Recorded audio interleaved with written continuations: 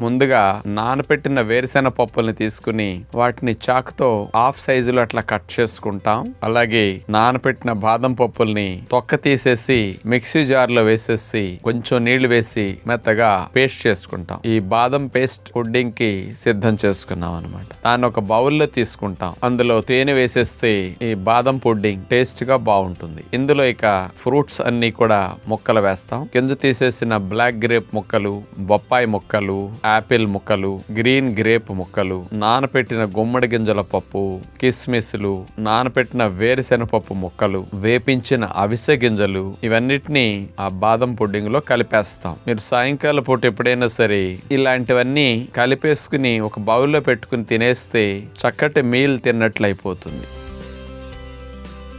పిల్లలైనా ఎవరైనా సరే సింపుల్ గా ఈ నట్స్ ఫ్రూట్స్ పుడ్డింగ్ తీసుకోగలిగితే బెస్ట్ డిన్నర్ అవుతుంది అన్నమాట.